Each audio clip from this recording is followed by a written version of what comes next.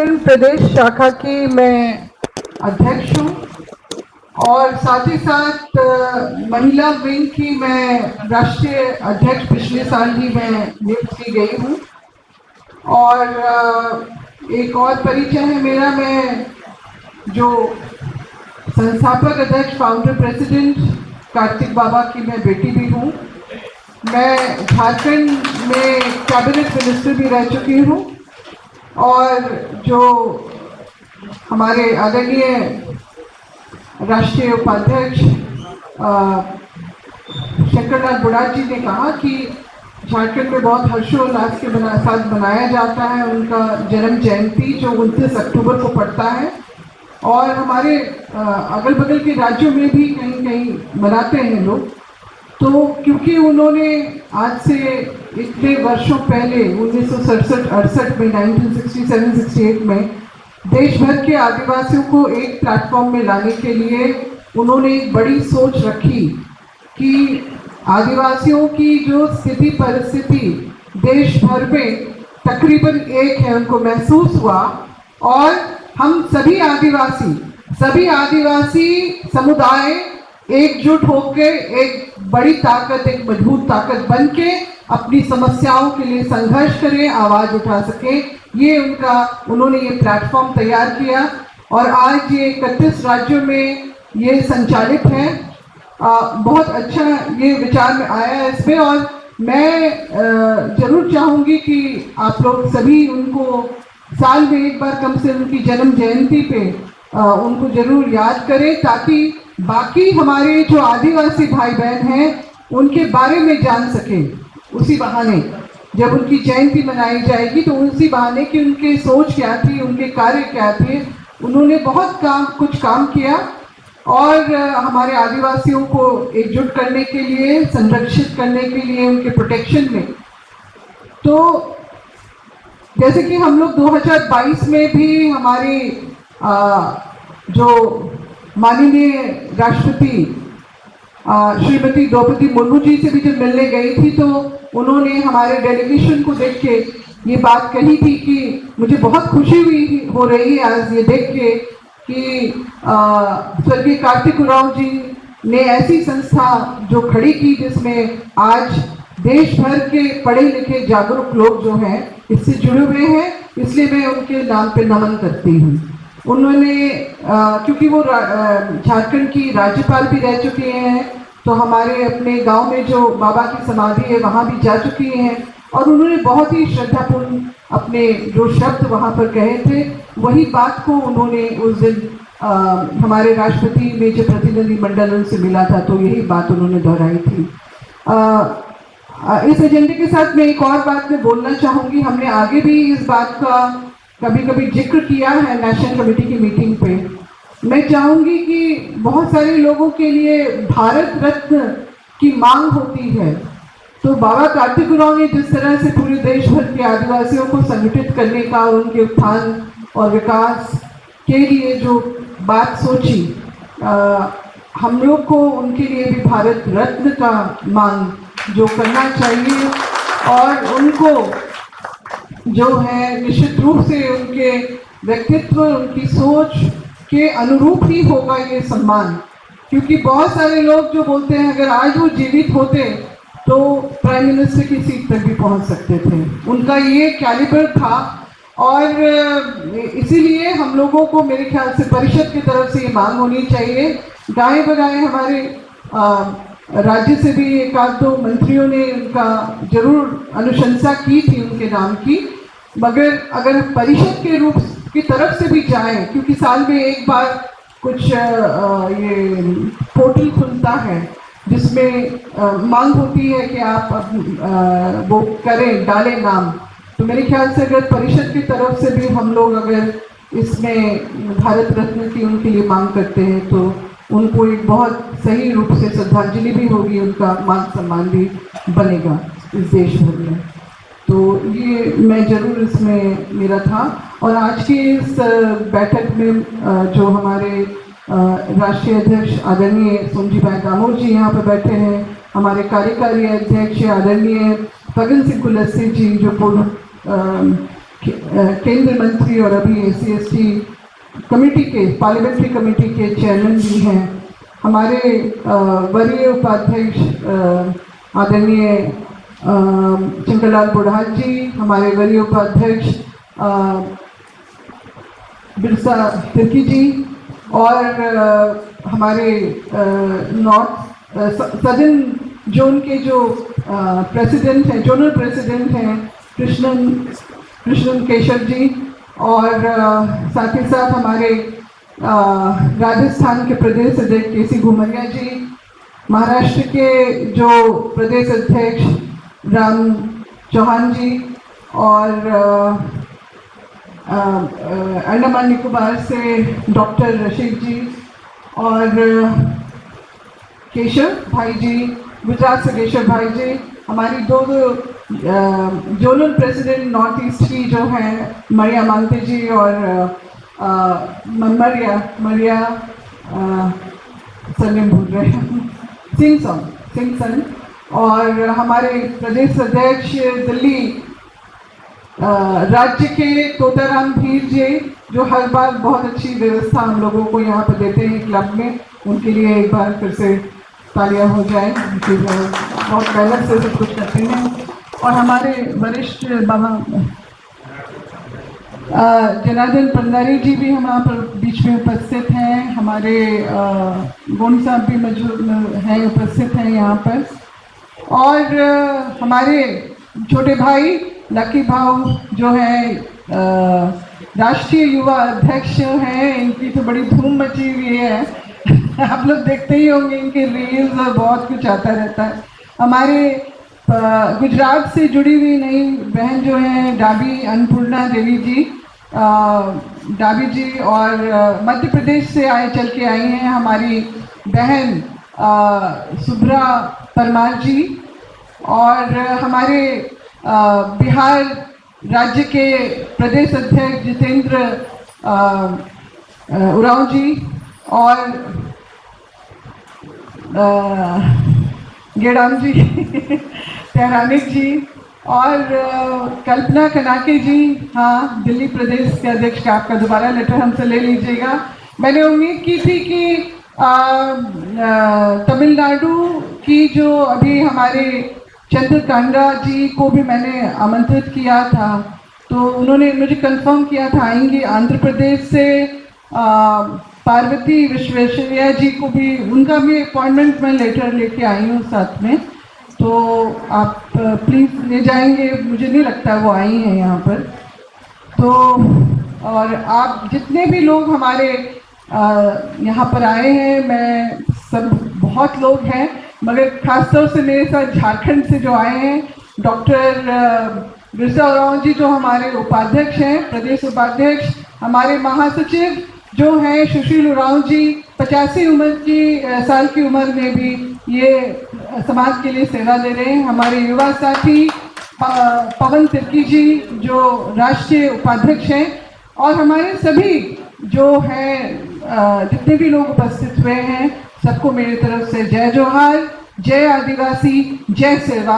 हम लोग इसी तरह से अपने समाज के लिए जुटे रहें। धन्यवाद।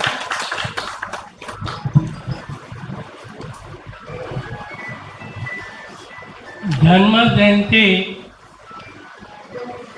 इस दफा पूरे देश में हम लोग करना चाहते हैं और हम सब करेंगे। इसके लिए आज से तय कर लो, इतना जोरदार हमको करना है कि बिरसा मुंडा का भी होता है। इसी तरह देखो, पहले जब आदिवासी दिन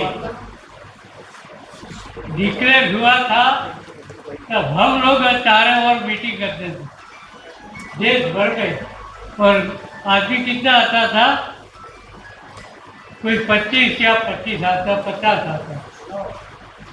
धीरे धीरे हम लोग पूरे घूमते घूमते करते आदिवासी दिन का आज देखेंगे, क्योंकि पहले हमने प्रधानमंत्री को भी लिखा था, और प्रधानमंत्री को हमने बोला कि ये प्रोग्राम सरकार की ओर से होना और हर राज्य में होना चाहिए।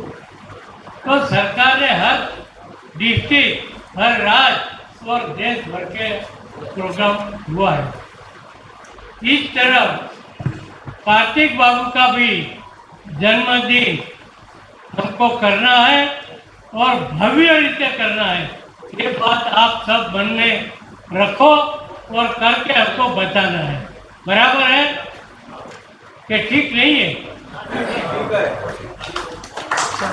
और दूसरी बात, कार्तिक बाबू को भारत रत्न देने के लिए आप सब लोग जानते हैं, जितना आप लोग जानते हैं, इतने जितनी माहिती जितने हो सके इकट्ठी करके उनका केस हम मजबूत करेंगे और सरकार को तब लगेगा कि ये बात सही है। इसीलिए हमको पूरी तैयारी करके ये दावा वही ठोकेंगे। इसलिए आप सब लोग जो जानते हैं, जो माहिती आपके पास है, ये सारी माहिती शंकर भाई बोड़ा हर वक्त भेजते हैं कुछ न कुछ माहिती। इसी ढंग से शंकर भाई बोड़ा को भेज देना। उसका मोबाइल जो भी आपके पास है नहीं है वो सब उनके ले लेना। उनका नंबर है, मैं बोल देता हूँ, लिख लेना 9654844631। ओके।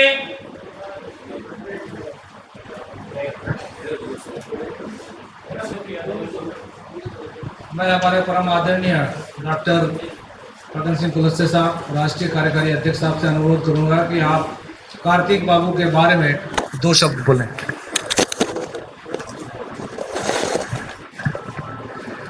महोदय अध्यक्ष जी,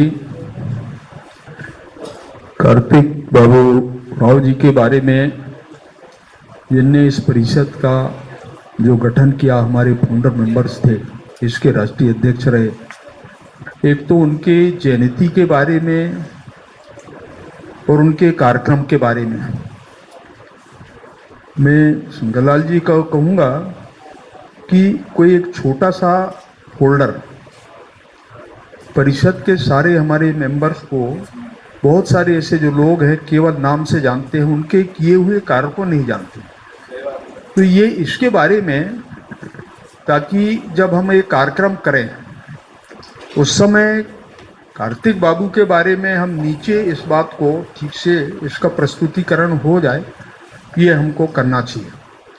क्योंकि समय हमारे पास कम है, हमारे पास मत सितंबर और अक्टूबर का आधा आप मानिए।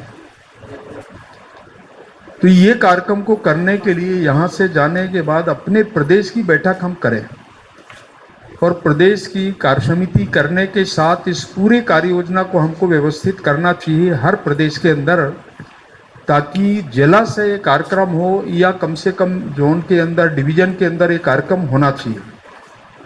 ज़्यादा संभव हो सकता है तो डिस्ट्रिक्ट वाइज करें, पर डिस्ट्रिक्ट के अंदर कार्तिक बाबू के बारे में बातचीत करने वाले, वहाँ स्पीकर कौन हो सकता है, वहाँ जाने वाला कौन हो सकता है, इसके बारे में अपने टीम के अंदर आपको बातचीत करके उसको लिस्ट करना और उसके बारे में जानकारी फिर भेजना। ये 2-3 चीज़ें हमको करेंगे तो नीचे हमारा कम से कम डिस्ट्रिक्ट के अंदर कार्तिक बाबू के बारे में, अखिल भारतीय आदिवासी विकास परिषद के बारे में, उनके द्वारा ये सारे आदिवासी समाज को संगठित करना और जिस उद्देश्य से जो परिषद का गठन हुआ उस समय की एक प्लेटफार्म, ये अम्ब्रेला है, इस तरह उनने विचार किया। इस आधार पर नीचे एक मैसेज जाना चाहिए।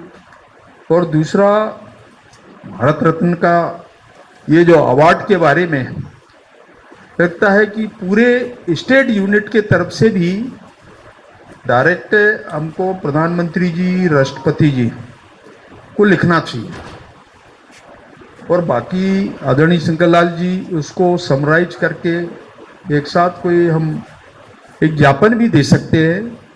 परंतु स्टेटों के तरफ से स्टेट प्रेसिडेंट इसको जरूर है, इसके बारे में वो इनिशिएटिव ले, ताकि एक वातावरण भी बनेगा और इसके बारे में चर्चा होगी समाज के अंदर, प्रदेश के अंदर, सारे देश में, कि इस प्रकार का अखिल भारतीय आदिवासी विकास परिषद को सारे देश भर में लोग जानते हैं। सारे पॉलिटिशियन भी जानते हैं, सारे विभिन्न संगठनों के लोग जानते हैं।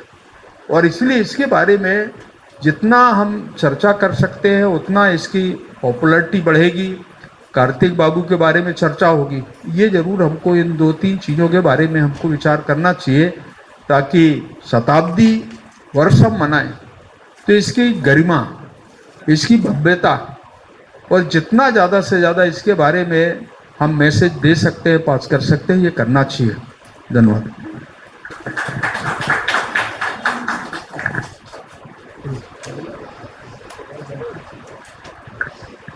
अब मैं हमारे परिषद के राष्ट्रीय उपाध्यक्ष श्री बिरसा तिर्की जी एवं पश्चिम बंगाल के प्रदेश अध्यक्ष एवं पूर्व ट्राइबल डेवलपमेंट बोर्ड के चेयरमैन रहे आपसे अनुरोध करूंगा कि आप कार्तिक बाबू के बारे में आप उनका जन्मोत्सव मनाने के लिए आप अपने विचार व्यक्त करें। आप सबों को हमारे तरफ से जय जोहार, जय आदिवासी। ये हमारा सौभाग्य है, यह एक्सीडेंटली हम कहेंगे। ओरिजिनली हमारा जन्म हुआ झारखंड में, लेकिन बस गए हम बंगाल में। बंगाल करीबन 60 साल से वहाँ हैं अभी।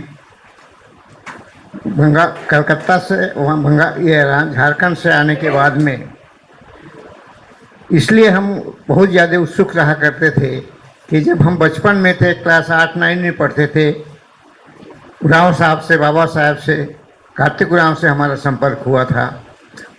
उनकी सेना में हम सिपाही भी हुआ करते थे वहाँ। उनसे ग्रेजुअली संपर्क रहा हुआ। उनके दुख सुख में, उनकी बीमारी में भी हम लोग छात्र जीवन में रहे। नौकरी हुआ, हम बंगाल चले गए। बंगाल में आदिवासी विकास परिषद के द्वारा ये इतिहास हम बनाए हैं। कहते हैं एक नहीं, 100 नहीं, हजारों नहीं, कितने हजार आदमियों, हमारे आदिवासियों का नौकरी का सुझाव आदिवासी अखिल भारतीय आदिवासी विकास परिषद द्वारा स्पेशल रिक्रूटमेंट। उरांव साहब से उतना नहीं, उनकी मिसेस जो थी सुमति उरांव, जब कम समय मंत्री थी, उनसे हाथ जोड़ के ये कहते कि सर मैडम इस मैनेजर से, जीएम से, इस डीआरएम से बात कीजिए, ये करवाइए, बल करके बैठ के कराते थे।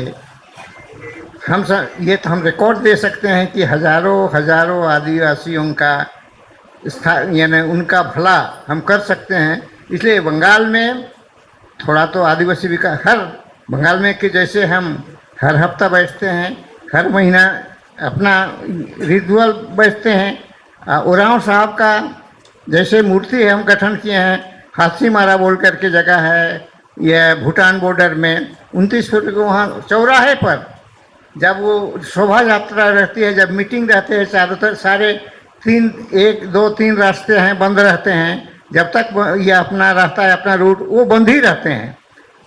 तो उनका भव्य 29 तारीख को तो वहाँ मनाते हैं। तराई बोलकर दार्जिलिंग का कुछ हिस्सा है, वहाँ भी हम बहुत ज़्यादा मनाते हैं। सिर्फ यही नहीं, जितना भी हमारा सोशल फंक्शन होता है, आदमी लोग हम कहें नहीं, कार्तिक उरांव जी का मूर्ति लगाते हैं। जैसे करम फेस्टिवल तो हमारा सोशल फेस्टिवल है, फिर भी फेस्टिवल के मौके पर भी कार्तिक उरांव जी का मूर्ति लगाते हैं। जितना भी हम मीटिंग, सोशल फंक्शन या ऑर्गेनाइजेशन का फंक्शन करते हैं, कार्तिक उरांव जी का फोटो हमारे सामने रहा करता है। बहुत तरीके से हम कराते हैं। तो इस बार और भी हम अच्छा करेंगे। ऐसे तो हम करते हैं, जैसे जब 23 को हमारी एग्जीक्यूटिव कमेटी की मीटिंग है, जो मंथली मीटिंग बैठते हैं, और एक रेजोल्यूशन लेंगे और ये कह सकते हैं कार्तिक उरांव जी ने जो आदिवासी विकास परिषद जो उन्होंने गठन किया, उसके माध्यम से, ये तो मैं रिकॉर्ड दिखा सकता ना, किसी मिनिस्टर ने किसी मेले में जितना आदिवासी का नौकरी दिलवाए, कानून उन्होंने बनाया है, लेकिन माध्यम हम बनाए हैं वो आदिवासी विकास परिषद। इसलिए आदिवासी विकास परिषद वेस्ट बंगाल में अच्छा, जैसे अभी हाल में 9 तारीख को विश्व आदिवासी दिवस मनाए थे। जितने भी जगह मनाए, ये बाबा साहेब अम्बेडकर के भी फोटो, बिरसा मुंडा का, कार्तिक उरांव के फोटो हमने नहीं कि अपने आबाद में चाहे वो नॉर्थ ये क्या बोलते हैं सिलीगुड़ी हो, चाहे माल बाजार हो, चाहे क्या बोलते हैं भीड़पाड़ा हो, चाहे अलीपुरद्वार हो, छोटे बड़े भव्य तरीके से वह मनाया जाता है। ये पहचान उनके भीतर, उनकी श्रद्धा व उनका आशीर्वाद व उनको हम समझते हैं कि वो साथ में रहेंगे तो हमको बल मिलता है, इसलिए हम भव्य तरीके से करते हैं। और भी आप लोग का सहयोग, आप लोग का भी आशीर्वाद रहेगा, आप लोग का यानी क्या बोलते हैं इंस्पिरेशन रहेगा और इसी तरह से करेंगे। बहुत बहुत धन्यवाद। धन्यवाद सर। अब इसको चर्चा को यहीं बंद करना चाहूँगा मैं, क्योंकि हमारे पास बहुत सारे एजेंडे हैं। लेकिन एक अनुरोध करूँगा आप सबसे कि हम 29 अक्टूबर को प्रतिवर्ष कार्तिक बाबू की जयंती को हम मनाएंगे, लेकिन उनके साथ साथ हमारे और भी पैटर्न हुए परिषद के, उनके फोटो भी हमको, उनकी तस्वीरें भी हमको जो है रखनी चाहिए, प्रत्येक राज्य को रखनी चाहिए। तो उसमें सबसे पहले कार्तिक बाबा आते हैं, सबसे पहले तो बिरसा मुंडा जी आते हैं, उसके बाद कार्तिक बाबा का राव का रहेगा फोटो, फिर महाराष्ट्र से बाबूराव मडावी साहब का रहेगा, और मध्य प्रदेश से भंवर सिंह पोरते साहब का रहेगा, आंध्रा तेलंगाना से भीमाराव का रहेगा, मिस्टर लक्ष्मण, हाँ भीमराव कोमरम भीम, उनका फोटो रहेगा। और भी जो फ्रीडम फाइटर हैं हमारे आदिवासियों के, उनके फोटो वहाँ जब भी आप सेलिब्रेट करते हैं तब होने चाहिए। उन सभी पूर्वजों को हमें याद करना चाहिए। इसी के साथ एक एजेंडा अभी थोड़ा रोकूंगा मैं। गुजरात शाखा, गुजरात हमारे माननीय अध्यक्ष महोदय की तरफ से एक गमछा आया है आप सबके स्वागत के लिए।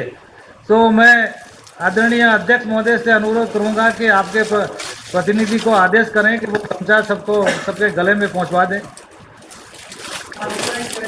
नहीं, केसर भाई है ना, केसर भाई ये रहे।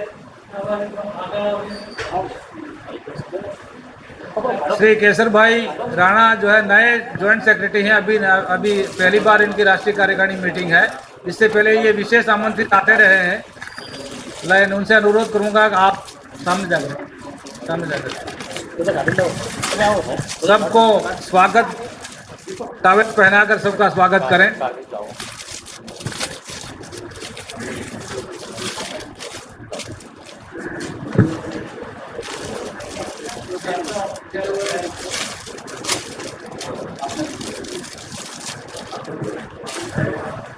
और टावल का स्टाइल भी हम जो है मैडम अन्नपूर्णा मैडम के प्रोग्राम में गए थे गुजरात, उन्होंने जो टावल के स्टाइल बनाई थी बिरसा मुंडा का तस्वीर जो है टावल के दोनों तरफ है, तो उसी स्टाइल में इन्होंने बनवाए हैं। गमछे बहुत अच्छे लग रहे हैं।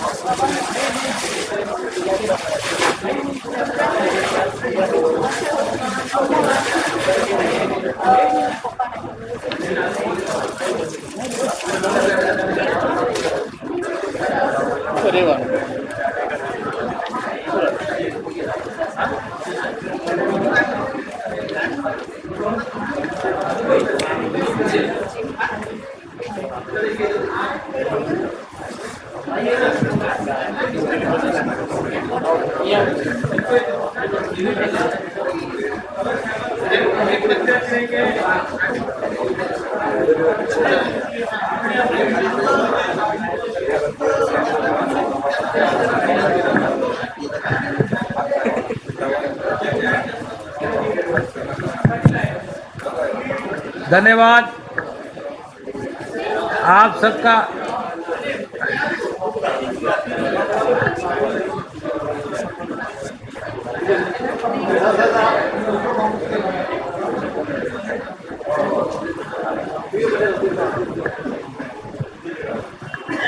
आप सबका बहुत बहुत धन्यवाद। अभी अपना अपना स्थान ग्रहण करें कृपया, हमारे पास बहुत एजेंडे हैं। हाँ, कृपया अपने अपने अपने स्थान पर बैठ जाएं, विराज जाएं।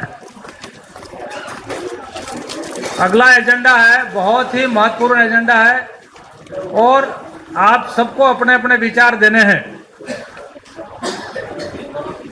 भारत की पहली अभी जो जनगणना होने वाली है, अभी जनगणना भारत की होने वाली है और ये जनगणना पहली डिजिटल और जाति आधारित जनगणना होगी और वो भी मोबाइल पे होगी। एक ऐप आएगा आपके मोबाइल में, उसी ऐप में आपको आपकी सूचना या तो आप खुद देंगे या फिर आपके घर पे सूचना संकलित करने वाला आएगा। उसके ऊपर आप सबके विचार चाहिए कि हमें क्या क्या स्टेप उठाने चाहिए कि ये जो जनगणना है मार्च 2027 में आरंभ होने वाली है। इससे पहले 2026 में संघ शासित प्रदेश है वहाँ पे आरंभ होगी। बाकी हम लोगों के लिए, बाकी प्रदेशों के लिए जो है मार्च में होगी। तो इस 1 मार्च से स्टार्ट होने वाली है। इस विषय पर आप सभी से मेरा अनुरोध है कि आप अपने अपने विचार व्यक्त करें। एजेंडा 2 मिनट में, लंबा नहीं बोले, बोला लंबा बोलने से क्या है, अपने पास में एजेंडे हैं 15-20 और बाहर के भी हैं। मैं डॉक्टर राजेश गौल,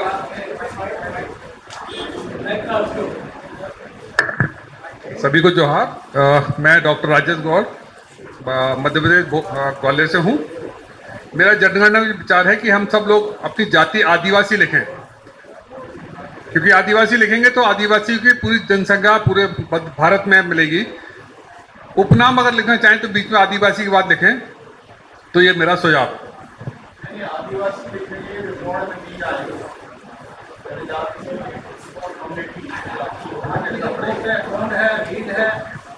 ऐसा है, ये जो जनगणना होगी उसमें जाति वाइज है, तो जिस कम्युनिटी का है, जिस जाति का है उसका मेंशन होना चाहिए। और ट्राइबल का अगर वो कॉलम आता है तो जनजाति उस पर लिखे। आदिवासी लिखेंगे तो आज की तारीख में नहीं है, वो फिर डिलीट हो जाएगा वो। इसलिए जनजाति और दूसरा कॉलम में होगा उसकी कम्युनिटी।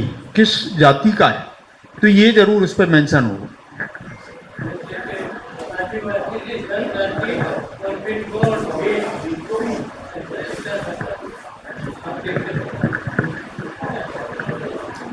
ये जो जनगणना का है, इस पे एक बार है जो पुराना फॉर्मेट है, इसमें करीब करीब है 27-28 जो उस पे कॉलम्स थे। इस बार है एक कॉलम बढ़ेगा, जितने पिछले समय थे उससे एक कॉलम, इसलिए कि अभी तक जनजाति के नाम से होता था, एक समूह, एक ग्रुप होता था।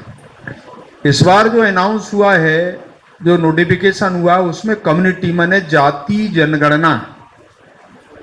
ये जाति जनगणना का मतलब ये हुआ कि हम जिस कम्युनिटी के हैं, ट्राइबल हैं, पर किस कम्युनिटी के हैं वो हमको उसके अंदर मेंशन करना पड़ेगा उस फॉर्मेट में।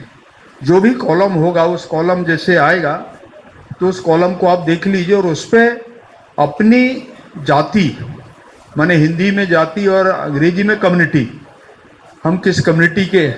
कई बार ऐसा होता है, एक उदाहरण मैं आपको बता रहा हूं कि एक सर्कुलर जारी हुआ था 1992 में, ये जो सभी हमारे कर्मचारियों के लिए जारी हुआ था कि उस समय कम्युनिटी, जाति को कम्युनिटी कहा है। ये आपको देखना पड़ेगा। कई बार ऐसा अधिकारी कर्मचारी लोग कहते हैं, बाद में अभी उस पर सुधार हुआ अभी 24 में, कि कम्युनिटी अलग है, जाति अलग है। समूह को उसने कहा कि ये ट्राइबल अगर है तो ये एक पूरा जाति है, इसको जाति मान करके ये जो व्यवस्था एसोसिएशनों के बारे में कहा है, जो हमारे सीपीएससी के अंदर काम करते हैं, उनको ये कहा है कि एक है, और इसलिए जाति के आधार पर एसोसिएशन का, ऑर्गेनाइजेशन का गठन नहीं हो सकता। ये ध्यान में रहे, कई बार ऐसी स्थिति बनती है, और इसलिए अगर कभी ऐसा कोई विषय आता है तो इसको जरूर ध्यान में रखें। अभी जो लेटेस्ट अभी 24 में एक अमेंडमेंट आया है, उसमें यही कहा है कि समूह ऑब्लिक जाति, कम्युनिटी, और इसलिए अब उसको समूह, पहले ट्राइबल को मान लिया और इसके आधार पर ये कहा कि ऐसा कॉन्स्टिट्यूशन में प्रोविजन नहीं है कि हम समूह के आधार पर हम किसी जाति को हम मान्यता दें। अब उसको कम्युनिटी के आधार पर कहा कि अगर डिफरेंट ग्रुप के लोग हैं, जैसे ट्राइबल में 740 जातियां हैं, तो एक पूरा एक ग्रुप हो गया, परंतु उसकी कम्युनिटी अलग है, तो इसको अब कम्युनिटी वाइज उनको एक्सेप्ट किया है। तो ये जरूर ऐसे समय में कुछ चीज़ों को ध्यान में हमको रखना चाहिए, विशेषकर जनगणना के परिप्रेक्ष्य में, ये इसको ध्यान में रखें। एक मिनट सुनो, बैठ जाइए एक मिनट। सरकार या अधिकारी, आप सब जानते हैं किसका विचार, क्या माइंड है। आदिवासियों की बस्ती कम से कम बचाने के लिए पूरा प्रयास किया जाएगा, ये नंबर 1। यदि हमारे लोग रह जाएंगे, ये जिम्मेदारी हमारी होगी। और सरकार जनगणना के बाद ऐसा नियम कर देगा कि जिन आदिवासियों ने जाति जनगणना में आदिवासी का नाम लिखवाया है, उसको ही सर्टिफिकेट मिलेगा। ध्यान रखना, ये बहुत बड़ी बात है। कोई आदमी ये नहीं चाहता है। आज ऐसी बहुत से संस्थाएं लोग हैं कि आदिवासियों की संख्या कम से कम बता के, जो कम आदिवासी की संख्या बताएंगे तो आपका जो बजट, जो बस्ती के आधार पर मिलता है, वो फिर नहीं मिलेगा। और सर्टिफिकेट भी कभी ऐसा बन गया तो उनको सर्टिफिकेट भी नहीं मिलेगा। आज सरकारी राहें 8-9 करोड़ है, लेकिन हम 15 से 16 करोड़ आदिवासी है, अनऑफिशियल जो नाम लिखवाए, समझ लेना। 8-9 करोड़ जो है आज सरकारी आंकड़ा, वो 5 करोड़ जो हो गया तो खेल खत्म हो जाएगा।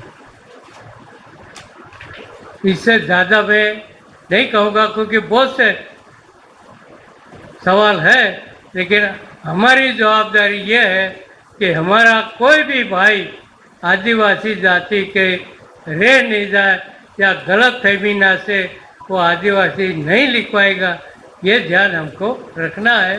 और एक ये हमारे एजेंडे में आप देख लीजिए, इसको जो फॉरेस्ट राइट्स का एक विषय आया है, ये आने वाला समय में ये डिस्प्लेसमेंट जो हुए हैं, जैसे उदाहरण छत्तीसगढ़ में ट्राइबल जो बस्तर के अंदर नक्सली गतिविधियों के कारण जिनको कहीं दूसरे जगह शिफ्ट किया गया, गांवों को वीरान बता दिया गया, इसके कारण ट्राइबल की वहाँ पर जो आबादी है वो कम होगी। ऐसा ही अगर कोई उद्योग धंधे या कोई बड़ा कोई डैम तालाब जो भी बने, उन पे अगर ट्राइबल इफेक्टेड हुआ है, प्रभावित हुए, तो ऐसे स्थानों को भी हमको ध्यान में रखना पड़ेगा ताकि उसके अगर काउंटिंग कराते समय या जनगणना में उनको हम इंदराज कराना है, तो ये परिषद के नीचे लेवल के कार्यकर्ताओं को डिस्ट्रिक्ट या ब्लॉक के अंदर ये जरूरी कि उनको किस स्थान पर उनको माइग्रेट किया गया है, कहाँ पर उनको बसाया गया है, ये ज़रा हमारे लोग चिंता करेंगे तो आपकी जो संख्या है ट्राइबल की संख्या वो बराबर आएगी। थोड़े बहुत उधर, परंतु इस कारण बहुत बड़ी संख्या में हमारे लोग प्रभावित हो सकते हैं जिनका जनगणना में उसकी काउंटिंग होगी नहीं होगी, क्योंकि हमको भरना पड़ेगा। जो फॉर्मेट होगा उस पर प्रॉपर हमको ध्यान देने की ज़रूरत है, लोगों को भराना पड़ेगा। ऑनलाइन व्यवस्था जो भी है तो उसको फॉर्मेट को भरने के बाद ऑनलाइन व्यवस्था कराना पड़ेगा। और जनगणना में दूसरा एक विषय और आता है कि जो सरकारी कर्मचारी हैं, बहुत बार वो फॉर्मेट को भरते हैं या अंगूठा लगवा देंगे और ये है कि हम ऑनलाइन करेंगे। कोशिश ये होना चाहिए स्पष्ट तौर से कि सामने जो आप फॉर्मेट भरेंगे उसको ही ऑनलाइन कराना है। कई बार ऐसा होता है, जो पिछली जनगणना का अनुभव आया है कि फॉर्मेट को अपने बैग बस्ता में रख लिए और बाद में उसको काउंटिंग में डाला, ये एक समस्या है। इसीलिए ऑनलाइन करते समय और उसकी जो भी अगर रिसीट वगैरह है जो प्रावधान हो तो जरूर आप करिएगा। तो हर प्रदेश के जो हमारे अध्यक्ष है यहाँ हाजिर, उनकी जिम्मेदारी है कि अपने जिला शाखा जो भी शाखा से घर घर ये माहिती जानी चाहिए और हर आदमी ये बात समझ ले कि हमको कैसे फॉर्मेट भरना है और हमारी संख्या कैसे सही ढंग से सरकार के ध्यान में आए, ये काम हमको करना है। धन्यवाद सर। युवराज सर।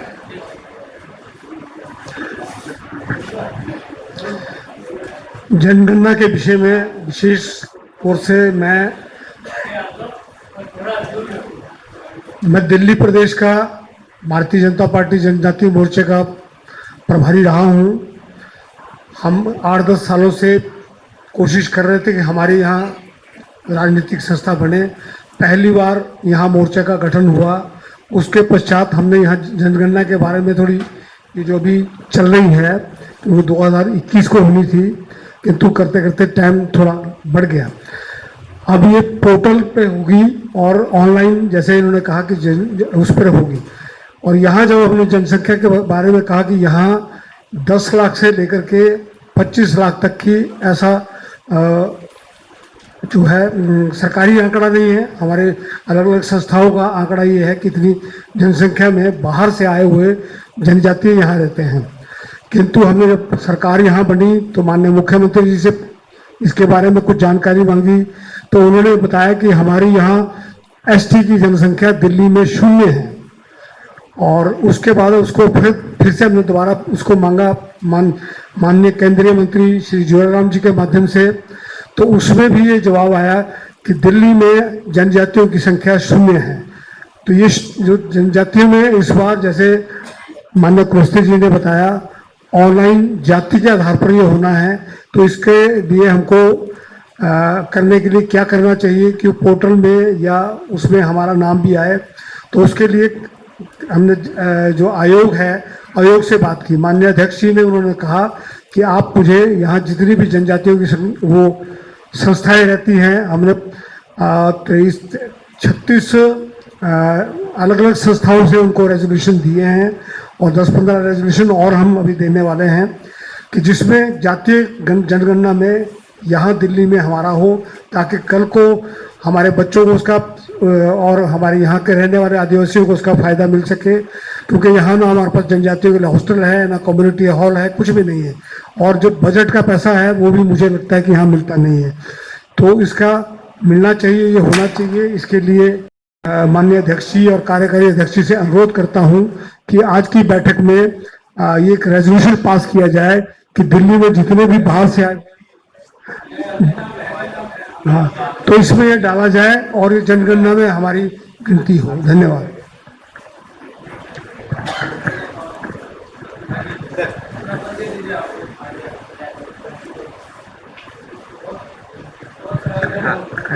मैं डॉक्टर देवराव भूली, गढ़चिरौली विधानसभा में 2 टर्म एमएलए था और अभी मैं डिस्ट्रिक्ट प्रेसिडेंट गढ़चिरौली का हूँ।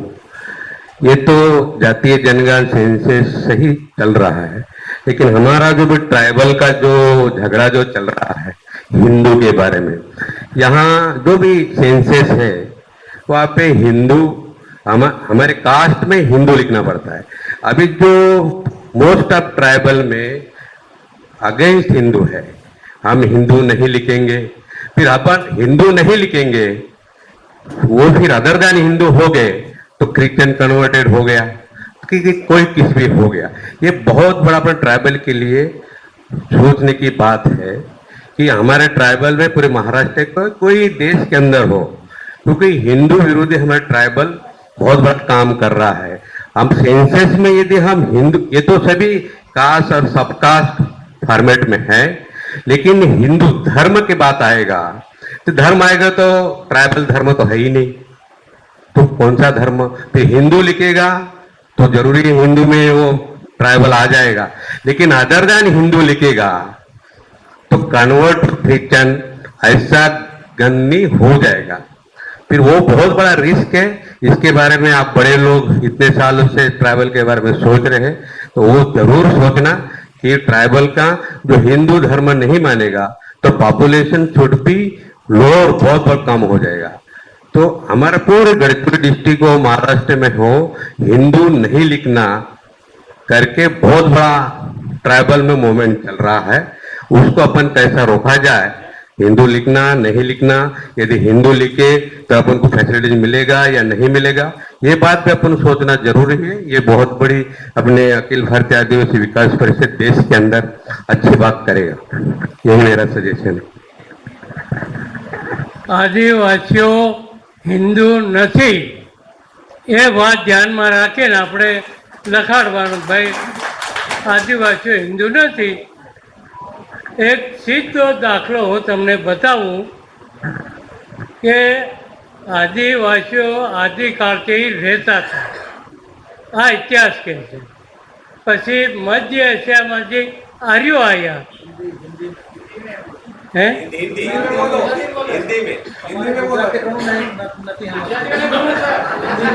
हिंदी में भूल गया मैं, ये बोलने का भूल गया, सॉरी है।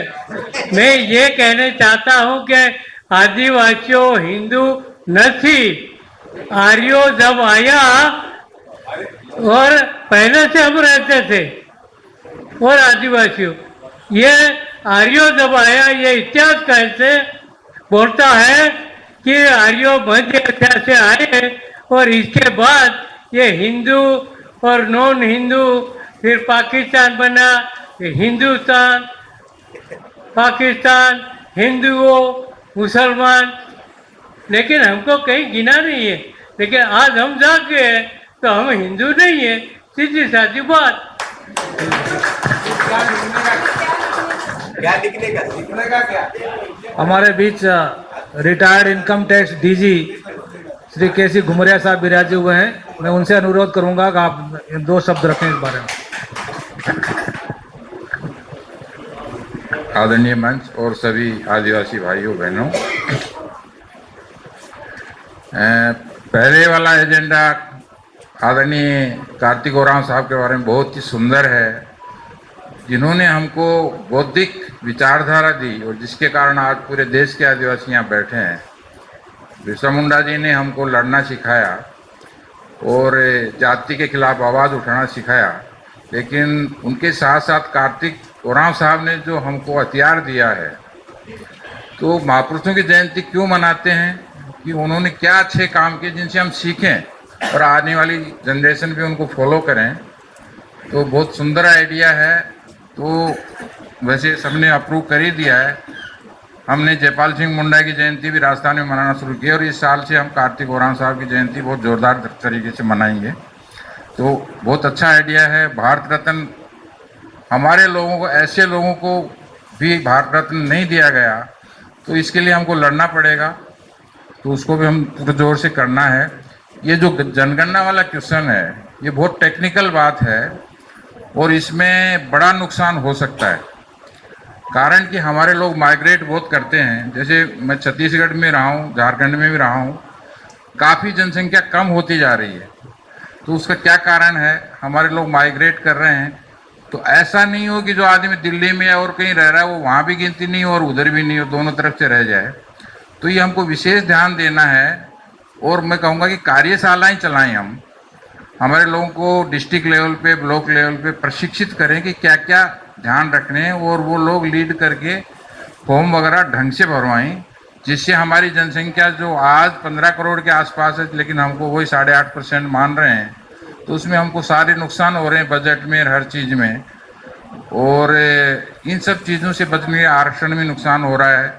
तो हमारी जनसंख्या पहली बार जब इतना जद्दोजहद के बाद जातीय जनगणना हो रही है, तो उसमें हमको पूरा ध्यान, सतर्कता रखनी चाहिए, जिससे हमारी असली पॉपुलेशन सामने आए, नंबर 1। दूसरी बात ये है कि हमको अपनी एक, जो अभी कहा भाई साहब ने कि हिंदू और नॉन हिंदू वाली बात है, तो मुझे लगता है ये तो डराने वाली बात हो गई कि भाई हम हिंदू नहीं लिखेंगे तो हमारी गिनती नहीं होगी। ये कौन सी बात है? हमको रिजर्वेशन हिंदू के लिए नहीं मिला हुआ है। एसटी को रिजर्वेशन की परिभाषा, उसके आधार है वो अलग है।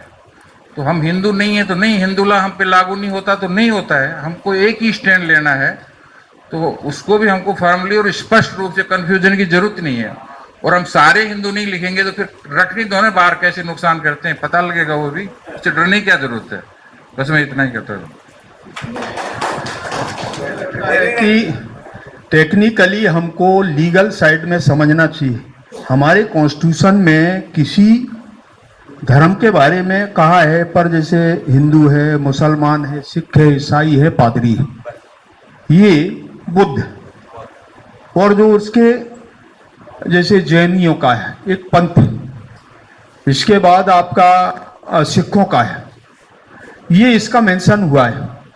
ये इसको लीगल साइड में हमको बात करना चाहिए।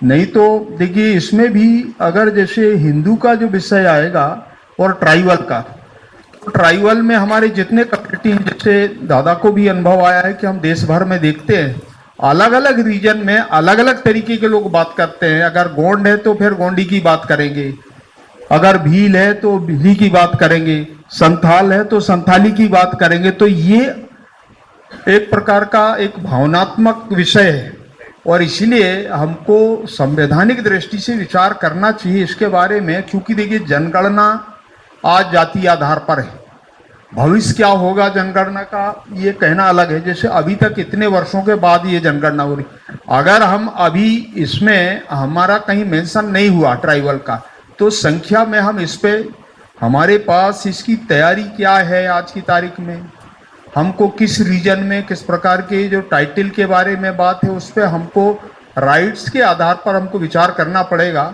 इसलिए मुझे लगता है कि एक कमेटी बनाना चाहिए और लीगल साइड से उसका कॉन्स्टिट्यूशन के अंदर क्या क्या प्रोविजन है वो हमको राय लेकर के इस विषय को आगे बढ़ाना चाहिए। और इसीलिए अध्यक्ष जी से मैं निवेदन करूंगा कि इसके बारे में हमारे जो एक्सपर्ट्स हैं, रिटायर जजेस से उनको भी अपन ले सकते हैं, अगर हमारा कोई व्यक्ति है तो उसको ले लें। एससी में भी अगर है, या जो हमारे ट्राइबल के बारे में जो जानता है, वो ऐसे 2-3-4 लोगों को कमेटी में डाल करके इसके बारे में थोड़ा, और ये इमीडिएट हमको करना पड़ेगा ताकि इस जनगणना शुरू होने के पहले हमारा एक मैसेज है परिषद के तरफ से चला जाए। ये अपने को विचार करना चाहिए। हो गया, अभी कुछ रह गया। ये जो एजेंडा है बहुत ही अच्छा एजेंडा है। माननीय अध्यक्ष महोदय से मैं कहना चाहता हूँ कि सर, ये जो आदिवासी हिंदू और आदिवासी का जो अभियान है, ये हम महाराष्ट्र में जो 45 आदिवासी जमाती है और उसकी 150 उपजाति है, वो सबको हम करीब 25 साल से हम प्रशिक्षण करते कि भाई तुम आदिवासी लिखो। यानी आश्रम स्कूल है अपनी आदिवासी की, आदिवासी के कुछ कॉलेज है, आदिवासी का कुछ संस्था है, वो संस्था में जाके बताते कि तुम जो कम्युनिटी का है, यानी आदिवासी पारधी कम्युनिटी, आदिवासी माड़िया, आदिवासी कोरकू, आदिवासी गोंड, आदिवासी आन, ऐसा हम लिखने को वहाँ गए 25 साल से प्रशिक्षण देते और स्कूल से लेके तो ऊपर तक। और ये काम परिषद की ओर से बहुत अच्छी तरह से हम बार बार करते और आगे भी उसका हम प्रशिक्षण लेंगे, ऐसी बात करके मैं रखता हूँ। धन्यवाद। सभी वक्ताओं का मैं हार्दिक धन्यवाद करता हूँ। आदरणीय डॉक्टर कुलस्ते जी ने हमको बताया कि हमें इस संबंध में गहनता से अध्ययन करके हमको मार्गदर्शित करें, ऐसी कमेटी बनानी चाहिए। तो अब ये मुद्दा आदरणीय अध्यक्ष महोदय के ऊपर जाता है, तो वो अपने विवेक से रिटायर्ड जजेज हैं, रिटायर्ड IAS IPS अधिकारी हैं, उनका सहयोग लेंगे और सहयोग लेकर के एक कमेटी बनाई जाएगी। 15 दिन के अंदर उसका मीटिंग बुलाई जाएगी, यहीं दिल्ली में मीटिंग होगी और उस मीटिंग के साथ में कुछ निर्णय जो भी निकलेगा वो पूरे देश के सभी प्रदेश अध्यक्षों को जो है सूचित कर दिया जाएगा, सर्कुलेट कर देंगे। ठीक, अगला एजेंडा लेना चाहूँगा मैं। परिषद के 70वें राष्ट्रीय सम्मेलन के आयोजन हेतु विस्तृत में चर्चा कर परिषद द्वारा सभी राज्यों से आर्थिक सहायता की गुहार करना। इस विषय पे सभी प्रदेश अध्यक्षों से अपने अपने ओपिनियन में मैं चाहूँगा अपने अपने विचार दें। जोनल प्रेसिडेंट भी अपना विचार दें, जोनल वाइस प्रेसिडेंट भी विचार दें, और आप कितना आर्थिक तरह से हमें मदद कर पाएंगे और आपका क्या सुझाव है। We are requesting to all zonal presidents, state presidents that to arrange the next conference of Parishad, we require some financial help. We are short of fund. That is why all zonal presidents, state presidents have to extend their cooperation and you have to help us. Already Mr. Lucky Yadav has already announced 5 lakhs rupees. Dr. Kuleste ji has already announced 5 lakhs rupees.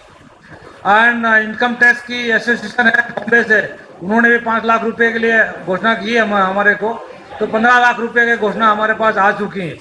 लेकिन अब और 5 लाख की घोषणा आदरणीय KC Ghumaria साहब retired income tax के DG का सुझाव है। तालियां बजा के आप उनका स्वागत कीजिए। और कौन कौन हमें मदद करेगा, ये बाइक खुला है आपके लिए, सबके लिए। अहमदाबाद में जो अधिवेशन हुआ था कि महाराष्ट्र की ओर से भी हमने घोषणा की 5 लाख रुपए की।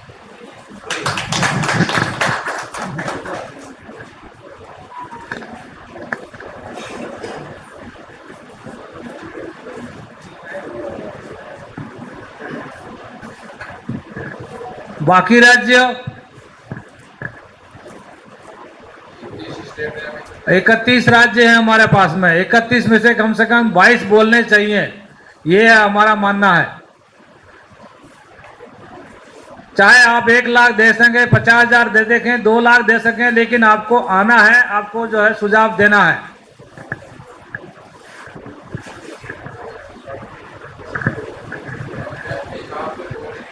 हम तो पहले ये अधिवेशन के समय भी हम कंट्रीब्यूट किए थे और इस बार भी जरूर 1 लाख रुपया वेस्ट बंगाल से हम देंगे।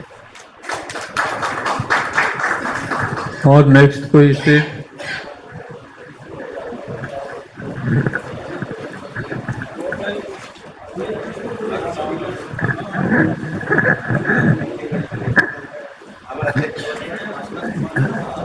नमस्कार। अंडमान एंड निकोबार की ओर से हम लोग 50,000 देंगे और उससे ज़्यादा भी करने की कोशिश करेंगे, लेकिन बहुत छोटा पॉपुलेशन है हम लोग का। Thank you.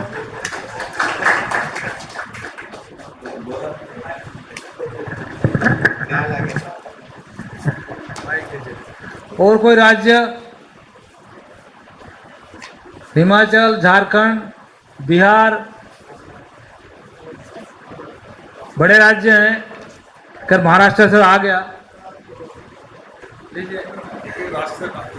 जितेंद्र जी उराव ना, बिहार से जितेंद्र जी उराव साहब मंच पे आके विराज गए, लेकिन मैंने घोषणा भी नहीं की और मैं अब आपके सामने घोषणा करता हूं कि आप बिहार से प्रदेश अध्यक्ष हैं, आप कुछ बोलना चाहते हैं। धन्यवाद सर।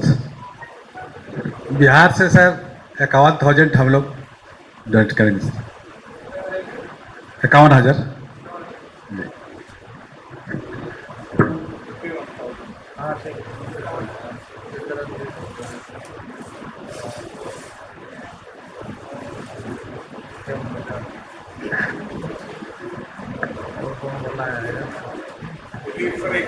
एक राज्य से अगर मांग ले तो सबका करेगा।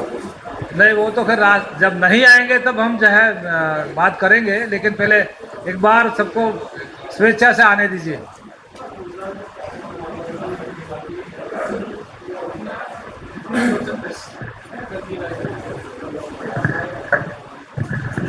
In Tamil Nadu, we like to do 50,000 plus.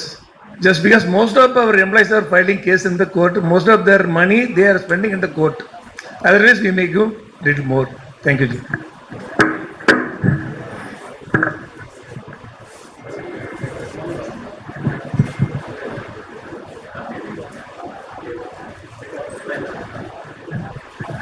और कोई राज्य या आप में से कोई आदमी डोनेट करना चाहता है परिषद के, और आपका जो आदमी डोनेट करेगा, परिषद के नाम से दान देगा, उसका स्मारिका में नाम छपेगा, फोटो छपेगा और उसका मैसेज भी आएगा। हम लोग गढ़चिरौली से 51। Manipur.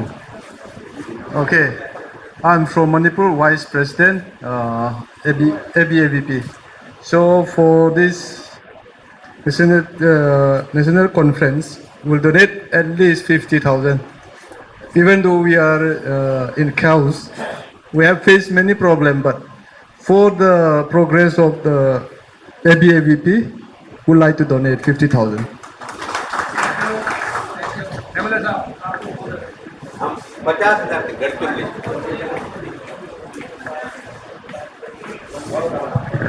हम गढ़चिरौली डिस्ट्रिक्ट की तरफ से 50,000 देंगे। हमारे अध्यक्ष महोदय राम चौहान बोल रहे थे कि उनके लिए भी हम 50,000 देंगे, स्टेट के लिए।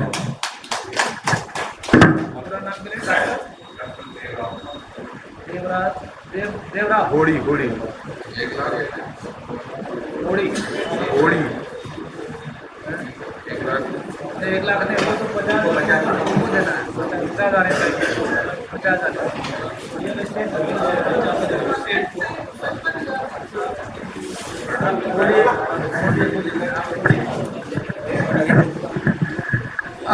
झारखंड से हम लोग 55,000 देंगे। 55,000। जी। From Northeast Zone, we'll give 50,000 personally. Yeah, not Manipur, Northeast Zone.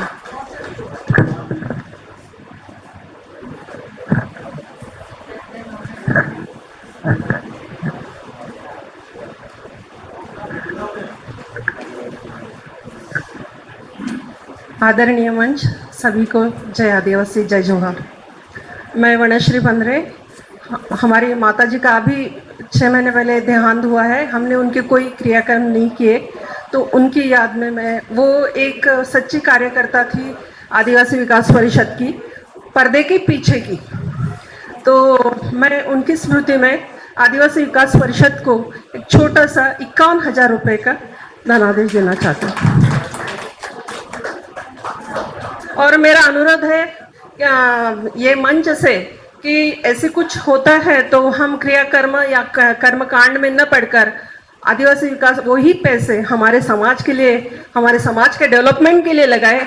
और वो मराठी में कहते हैं फूल नहीं फुलाची पाकड़ी नहीं 5 लाख, सो 21,000 51,000 से भी शुरुआत कर सकते हैं। तो मैं सबसे अनुरोध करती हूँ कि ऐसा कुछ होता है तो प्लीज आप ज्वाइन कीजिए। धन्यवाद। वनश्री पंद्रे सीमा, आप उस समय उपस्थित थे ना, सम्मानित किया तब आप उपस्थित थे। परिषद में मैडम वनश्री के माताश्री का स्वर्गवास हुआ, तब परिषद के पदाधिकारी वहां पहुंच नहीं पाए थे, लेकिन शोक संदेश हमने जरूर भिजवाया था। हाँ जी सर। मैं जनार्दन गेडाम, अखिल भारतीय आदिवासी विकास परिषद जिला चंद्रपुर महाराष्ट्र का जिला प्रेसिडेंट हूँ।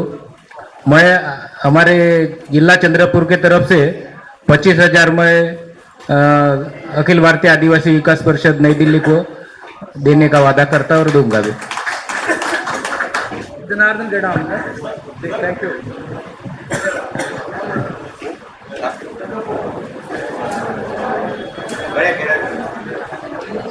जवान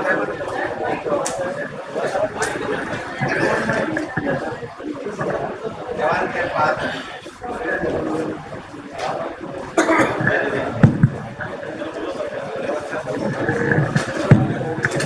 तेलंगाना से विकास परिषद के 50,000 डोनेट कर 50,000 तेलंगाना నుంచి लक्ष्य। हाँ 50,000। आपका नाम लक्ष्मण राव, कमरान लक्ष्मण राव।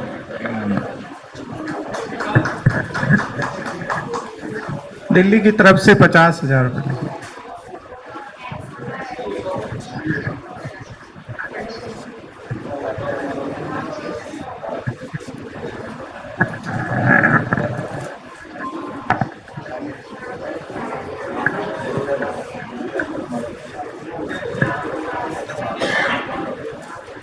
सभी को जय जोहार, जय आदिवासी। मेरा नाम प्रशांत कुमरे है, मैं नागपुर जिले का अध्यक्ष हूँ। मेरे तरफ से 21,000 की राशि देना चाहता हूँ।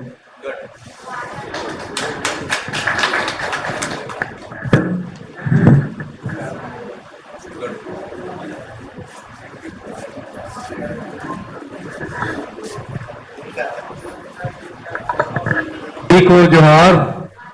मैं शंभू प्रसाद गोंड, प्रदेश उपाध्यक्ष आदिवासी विकास परिषद बिहार इकाई।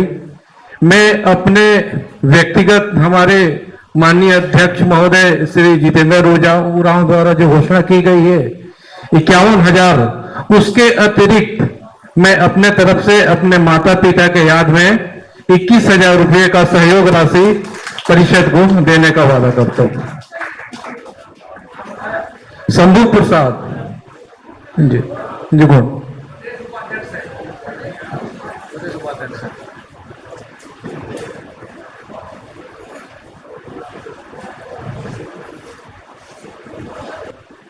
जय आदिवासी। मैं गुजरात से हूँ, केसर भाई नाम है मेरा, केसर भाई बिल। अभी परिषद ने एहसान किया है, एक जिम्मेदारी दी है। मैं भाग्यशाली हूँ कि परिषद से जुड़े रहने का अवसर काफ़ी सालों से रहा है और हम सब मिलकर अच्छा कार्य करें, समाज के उत्थान के लिए कार्य करिए।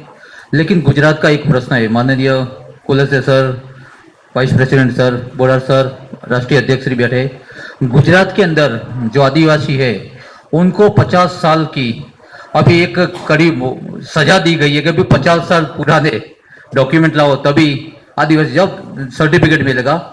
अब देखो कि आदिवासियों की कई राज्यों के कई जिलों में ऐसी परिस्थिति कि अपना घर खुद का नहीं होता है, अपने रहने की जो ठिकाना नहीं है, तो 50 साल पुराना डॉक्यूमेंट कैसे वो उपलब्ध करा पाएंगे।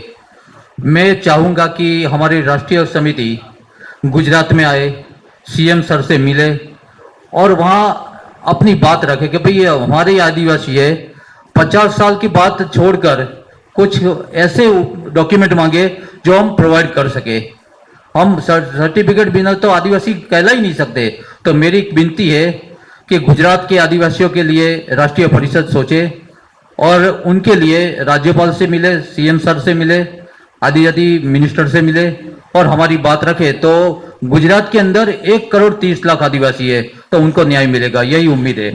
और दूसरी बात कि सब अपने अपने तरीके से कुछ न कुछ सहयोग दे रहे। ये 70वां राष्ट्रीय अधिवेशन गुजरात में होता है, तो जिस कॉलेज के अंदर मैं हूँ उस कॉलेज के एमडी से अभी बात हुई कि 10 लाख की राशि वो देंगे, और अगर कम पड़ता है तो आगे भी देने के लिए तैयार है। उन्होंने बोला कि आप लिखवा दो, हम दे देंगे 10 लाख गुजरात की तरफ से, और आगे कम रहता है तो उसमें भी सहयोग मिलेगा। धन्यवाद। जय जोहार, जय आदिवासी। सबको सेवा जोहार। मेरा नाम दिनेश कुमार चौहान, मैं असम का रहने वाला हूं और प्रेजेंटली दिनेश कुमार चौहान आज पहली बार बैठक में शामिल हुआ हूं। दिनेश कुमार चौहान, और मैं अपने तरफ से, मैं एक पत्रकार हूं और आपको लोगों को पता है पत्रकार लोग का हालत कैसा होता है, फिर भी मैं अपने तरफ से 5100 रुपया डोनेट करता हूं। धन्यवाद। सेवा जोहार। घोषणा की है श्री लकी भाऊ युवा विभाग के अध्यक्ष ने 5 लाख की घोषणा की है। इनकम टैक्स डिपार्टमेंट की एसोसिएशन ऑफ बॉम्बे ब्रांच ने 5 लाख की घोषणा की है। श्री केसी घुमरिया साहब हमारे बीच बिराज रहे हैं, 5 लाख की घोषणा की है। राम चौहान महाराष्ट्र प्रदेश अध्यक्ष ने 5 लाख की घोषणा की है। श्री बिरसा तिर्की जी पश्चिम बंगाल प्रदेश अध्यक्ष ने 1 लाख की घोषणा की है। डॉक्टर राशिद यूसुफ अंडमान निकोबार के अध्यक्ष ने 50,000 की घोषणा की है। श्री जितेंद्र ओराव साहब ने 51,000 की घोषणा की है। देन तमिलनाडु से श्री के केशवन ने 50,000 की घोषणा की है। और मणिपुर से वाइस प्रेसिडेंट ने 50,000 की घोषणा की है। What is your good name? Manipur vice president, what is his name? Anyway, please remember, I will have to record his name. Then Dr. Devki Rao Modi ji MLA साहब 50,000 रुपये। श्रीमती गीता सिंह ओराव 55,000 रुपये। मारिया मंगटे जी 50,000 रुपये। मैडम वनश्री बंद्रे 51,000 रुपये। श्री जनार्दन गेडाम साहब 25,000 रुपये। के लक्ष्मण राव 50,000 रुपये तेलंगाना से। तोताराम भील दिल्ली से 50,000 रुपये। प्रशांत कुमरे नागपुर से 21,000 रुपये। शंभू प्रसाद गोंड को ध्वस्त करवाया गया है। इसके बारे में जिस किसी को भी जानकारी है, आदरणीय राम सिंह जी गुणावत साहब हमारे पूर्व राष्ट्रीय सचिव रह चुके हैं आप, और हडको से आप GM रिटायर हुए हैं।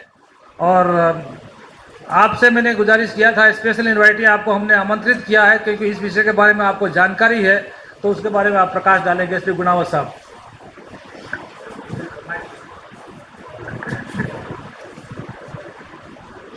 सम्मानित मंच एवं सम्मानित सभी पधारे हुए परिषद के पदाधिकारी, मेरा नाम राम सिंह गुणावत है और मैं राजस्थान का रहने वाला हूँ।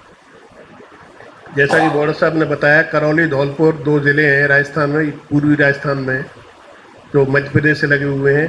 और and all our dignitaries on the dais, I humbly would state that we need to further proceed and go ahead with that because the situation doesn't permit for any peace talk. And at the same time, it is very clear geographically the separation is there, physical separation is there. So, and there is no other alternative except to have a complete separation, and then you can have a pass later after the clearance of the separation. Like we have Jharkhand from Bihar, like we are having Uttarakhand from UP, and Madhya Pradesh as Chhattisgarh. In the same manner, we can have also Manipur as a another tribal state. all together in itself, then there will only be peace. We talk of peace, it will never help, because the people's mind are already polluted with hatred, and also the victims are filled with fear psychosis, and there is no reason where they can come together by any means. So I request our Parishad, our respected Parishad and the Central Committee to kindly proceed and also request for this, so that that the Parliament may take decision as soon as possible, because children are suffering with education and people are suffering with their health. There is no other ways for going for medical treatment. There is no other place where they go for the schools. Even now children are transferred, but they cannot even get the TC nor their PAN number, because the center is in Imphal. So there is a lot of problems which are faced by each and everyone, starting from the smallest to the elders. So this is my humble request, and I think I know if you have anything more to add. Yeah, terrain which goes like this, in a circular manner, and then it don't. Yes, it can be separated very clearly. Yes. Thank you very much. I think काफी लंबे समय से मणिपुर सफर कर रहा है, खास करके हमारे सहानुभूति पूर्वक इस बात को कंसीडर करना चाहिए, और एक केंद्र शासित प्रदेश के लिए डिमांड करने में परिषद की तरफ से एक पत्र जाए, उसमें कोई हर्जा नहीं है। स्ट्रांगली एक letter how it is required logical बना करके, जिसमें मणिपुर वाले ज़्यादा ठीक से और बता पाएंगे कि ये दिक्कत हमारी है, और इनका समाधान ये प्रयास करने के बाद भी नहीं हो पा रहा है, तो एक लेटर जाना चाहिए। और हम स्ट्रांगली रिक्वेस्ट करें, फिर सरकार को डिसाइड करने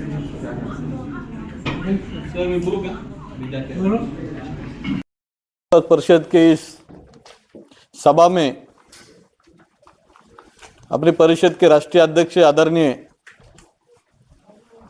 माजी खासदार सोमजीभाई डामोर साहब जी के नेतृत्व में आज जो सभा आयोजित की है, उस सभा में जो 7 नंबर का जो मुद्दा है मणिपुर का, अभी हम सब लोग 2 साल से मणिपुर के बारे में बात करते हैं,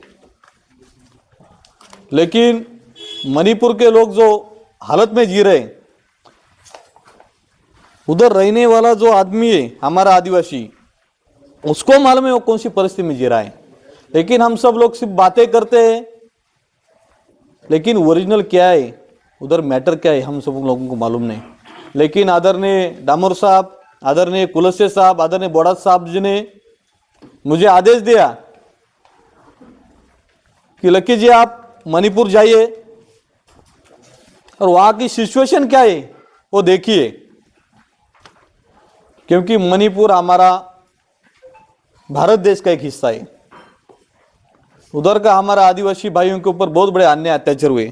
सर मैं जब गया, जब मारिया मैडम थी, मरीना जी थी, उनकी टीम सब थी मेरे साथ, सब लोग बोल रहे थे मणिपुर में मत जाओ, उधर के आजू बाजू के और पॉलिटिकल भी, उधर ऐसा उधर मार डालेंगे, ऐसा होगा वैसा। लेकिन हम इस देश के मालिक है, तो मालिक किससे डरेगा? जंगल हमारा है, देश हमारा है, फिर डरने की क्या जरूरत। लेकिन डामोर साहब का मैं धन्यवाद देता हूँ। दादा बोले आप जाओ, डरने का नहीं, डराने का। इसलिए दादा के बोड़ा साहब के माध्यम से मैं उधर गया। उधर जाने के बाद जब नागालैंड से मणिपुर में एंट्री की, तब से एक भी रास्ता सही ना था, बड़े बड़े खड्डे थे पहाड़ियों में। फिर कांकुपी एक डिस्ट्रिक्ट है, उधर गए, उधर हम रुके, उधर मीटिंग वगैरह हुई, सब लोगों से, कुकी ऑर्गेनाइजेशन सब टीम से हमने बातचीत की। लेकिन वहाँ से जो गांव जले हुए मैते लोगों ने उस गांव में आके जला डाले, लोगों को मार डाला। सभी गांव में गए हम लोग। लेकिन जो मणिपुर में जो प्लेटिनियम नाम की खनिज संपत्ति है, वहाँ जिंदा पेट्रोल है। रुको ना, सब कुछ हो रहा है, रुकिए सर। यूरेनियम, हीरा भी है, हीरा। हाँ, अभी इतनी बड़ी वहाँ खनिज संपत्ति है, उसको मेरे पास इतना बड़ा डिटेल है। पूरा मणिपुर का हिल्स, आदिवासी पहाड़ी, पूरा अलग अलग कंपनी को बेच डाला है उन लोगों ने। तो कब से वो लड़ाई चल रही है, वो एक ड्रोन से उसका सर्वे किया गया था उस जमीन का, क्योंकि वो मुट्ठी में अलग खनिज संपत्ति है इसलिए। लेकिन वो पहाड़ी इलाका, आदिवासियों का क्षेत्र ऐसा खाली नहीं हो सकता। इसलिए म्यांमार से जो लोग मैते आए, वो मैते लोग या इंडियन के नहीं, भारत देश के नहीं, वो मैते लोग म्यांमार से, म्यांमार देश के लोग भारत में आए। उन्होंने मणिपुर में कब्जा किया,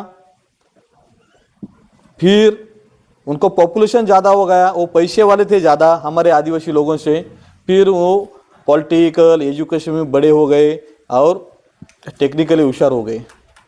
फिर हमारे आदिवासी लोगों के ऊपर तब से वो अन्याय अत्याचार करने लगे, क्योंकि हमें वो ज़मीन चाहिए, इसमें एक खनिज संपत्ति है, इसलिए पूरा वो झगड़ा आरक्षण का नाम दिया। फिर बाद में आरक्षण का नाम के माध्यम से आदिवासी और मैते में झगड़ा लगाएंगे, फिर आदिवासी मर जाएगा, फिर वो ज़मीन खाली हो जाएगी।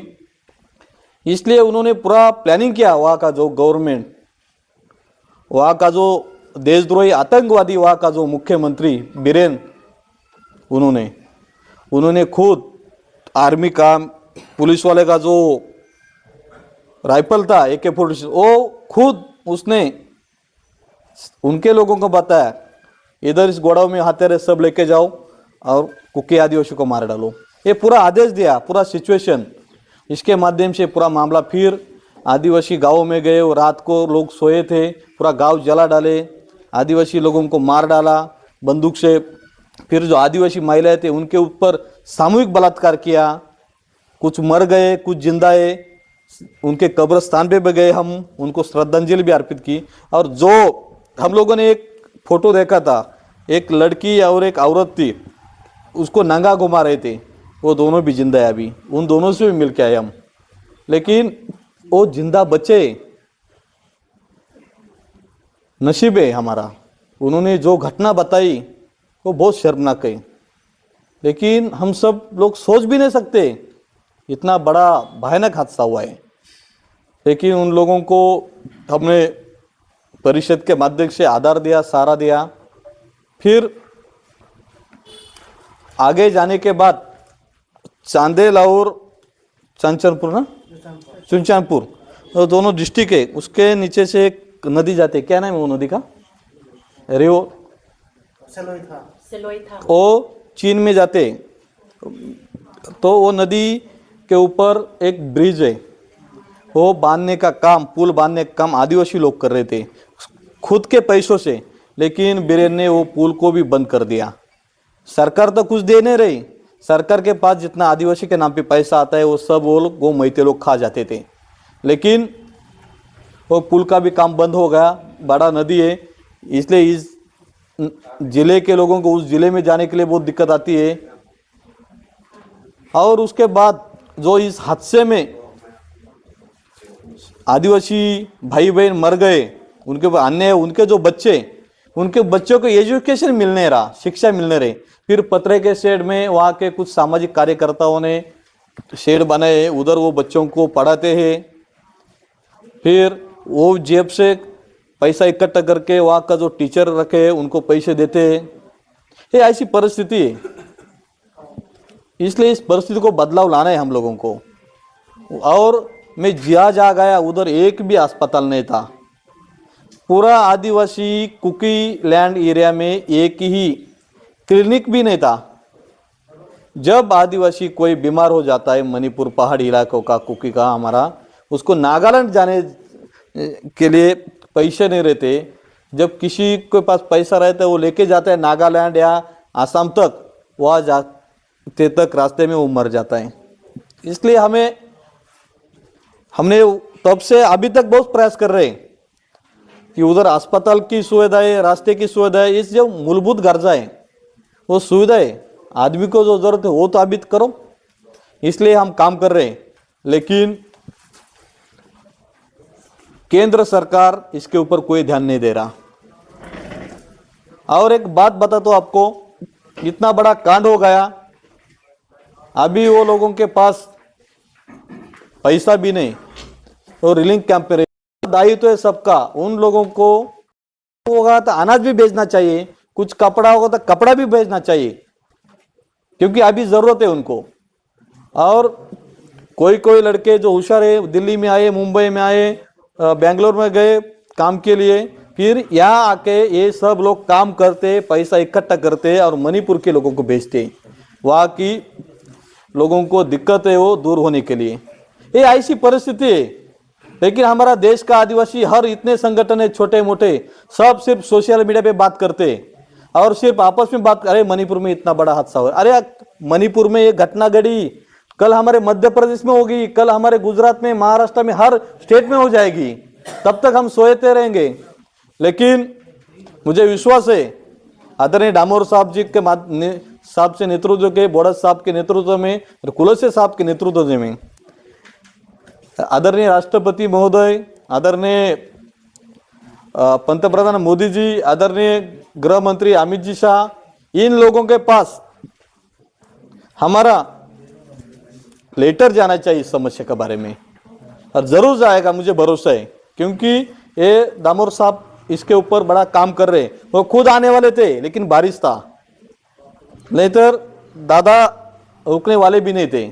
अभी इसने उम्र में वो मणिपुर में आने वाले थे, फिर उनका आदर्श लेके हम लोगों ने कितना बड़ा काम करना चाहिए। इसलिए बाबा कार्तिक ओराव जी की विचारधारा दादा के माध्यम से जो जिंदा है, इसलिए दादा के माध्यम से हमें बाबा कार्तिक ओराव जी की विचारधारा, परिषद की विचारधारा और डामोर साहब का आशीर्वाद से, उनका नेतृत्व के माध्यम से हमें समाज के लिए परिषद के माध्यम से काम करना है। लेकिन अभी मणिपुर में सर कुलसे साहब जो घटना घटी, वैसी घटना अभी आसाम में बनने वाली है।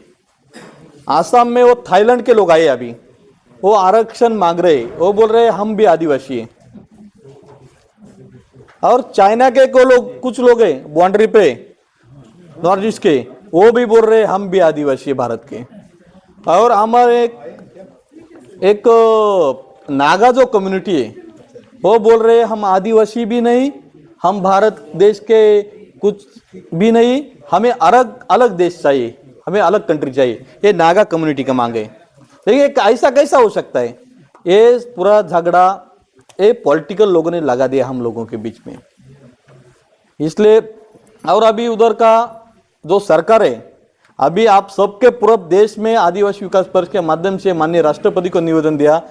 दादा के नेतृत्व में कुलसे साहब, बोड़ा साहब, पिचड़ साहब थे, हम सब लोग माननीय राष्ट्रपति महोदय को मिले।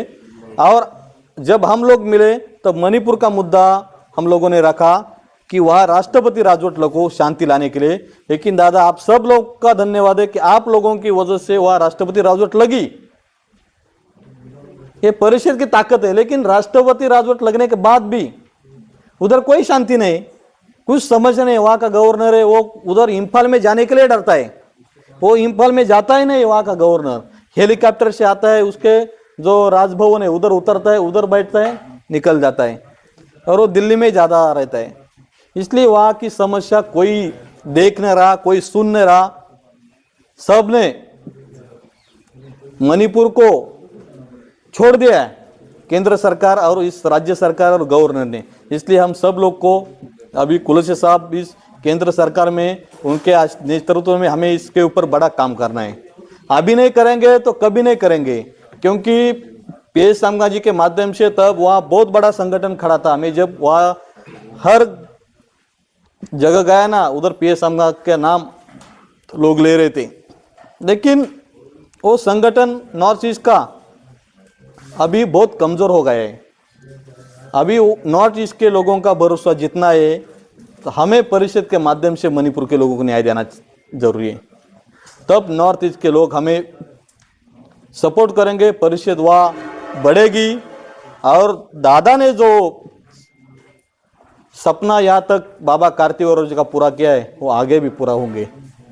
इसलिए हमें अभी आदरणीय महामहिम राष्ट्रपति से एक बार मिलना पड़ेगा, आदरणीय पंतप्रधान मोदी जी से मिलना पड़ेगा, गृह मंत्री से मिलना पड़ेगा। इसके माध्यम से भी नहीं होता तो हमें पूरा देश का आदिवासी को एक साथ में दिल्ली में आके बड़ा लाखों से एक बड़ा आंदोलन करना पड़ेगा, तब कुछ समस्या का हल निकलेगा। नहीं तो ऐसी परिस्थिति ऐसी निकल जाएगी, मीटिंग आएगी, मीटिंग खत्म होगी, 4 महीने में मीटिंग आएगी, कुछ नहीं होगा। लेकिन मुझे भरोसा है आदरणीय दादा के माध्यम से मणिपुर को जरूर न्याय मिलेगा। इसलिए मणिपुर के सभी भाइयों को मैं विनती करता हूँ कि आदरणीय सोमजीभाई डामोर साहब के नेतृत्व के ऊपर हम लोगों ने भरोसा रखा है, उनके नेतृत्व के माध्यम से हमें मणिपुर को न्याय मिलने वाला है। इसलिए सब लोग दादा के नेतृत्व में अभी काम करेंगे और मणिपुर को कैसा न्याय मिलेगा मैंने बताया, पैसा, अनाज, कपड़ा जो भेजना है वो भेज दो आप, वहाँ के हमारे मरीना जी, मारिया जी, उनके माध्यम से करो। और दूसरी बात, आसाम के लोगों के ऊपर भी ध्यान देना जरूरी है हमें, क्योंकि वो घटना उधर भी घटने वाली है अभी आरक्षण के नाम पे। क्योंकि बाहर के कंट्री के लोग आते, वो आरक्षण की मांग करती। अभी मणिपुर से मैं डायरेक्ट कलकत्ता गया, आदरणीय तिर्की साहब ने बड़ा आंदोलन रखा था, 10-1 हज़ार लोग आए थे उधर आंदोलन में, बड़े पूरा भूटान बाउंड्री वगैरह इधर उधर से सब लोग आए थे। रात भर सफर किया उन लोगों ने, ट्रेन से आए कोई लोग। लेकिन इस उम्र में तिर्की साहब ने फर्जी सर्टिफिकेट वहाँ के गवर्नमेंट ने दिए, जो बांग्लादेश से लोग आए, किधर से आए, लेकिन वो आदिवासी ने सिर्फ भी उनको आदिवासी सर्टिफिकेट दिए। इसलिए तिर्की साहब ने बहुत बड़ा आंदोलन किया और वहाँ का जो आदिवासी विकास विभाग का जो अधिकारी अफसर है उसको भागना पड़ा, वो आया भी नहीं ऑफिस में। लेकिन वहाँ के पुलिस वालों के माध्यम से आदरणीय तिर्की साहब ने वो फर्जी डॉक्यूमेंट के ऊपर कार्रवाई करने के लिए आंदोलन से आदेश दिया और वो उधर आंदोलन खत्म हो गया। इसलिए ऐसे आंदोलन हर जगह चल रहे हैं सर, पूरा देश में फर्जी डॉक्यूमेंट का, बोगस आदिवासी का बहुत बड़ा इशू चल रहा है। हमारे महाराष्ट्र में भी हम अभी एक बड़ा आंदोलन करने वाले, मंत्रालय पे जाने वाले बोगस आदिवासी के खिलाफ, क्योंकि 6 जुलाई 2017 को माननीय सुप्रीम कोर्ट ने रिपोर्ट दिया है। हाँ, इसलिए फर्जी आदिवासी के ऊपर भी हमें बड़ा काम करना है सर। इस एजेंडा में अभी आगे का जो एजेंडा रहेगा सर, आदरणीय बोड़ा साहब जी, आगे का जो एजेंडा रहेगा उसमें पूरा देश का आदिवासी युवाओं को रोजगार मिलना चाहिए। इसलिए भी हमें आप भी इस पे काम करना है। और बाकी का भी दादा, बोड़ा साहब, कुलश साहब अभी मणिपुर के बारे में बताएंगे, मरीना मैडम भी बताएंगी। क्योंकि अभी हम लड़ेंगे नहीं तो कभी बचेंगे नहीं, सिर्फ नाम के लिए आदिवासी रह जाएंगे। इसलिए परिषद के माध्यम से हम इस देश के मालिक है। दादा ने जो नारा बना, एक तीर एक कमान, सर्व आदिवासी एक समान, इसके माध्यम से पूरे देश का आदिवासी साथ में लाके मणिपुर को न्याय देना है। जय आदिवासी, जय ज्वार। अभी इस विषय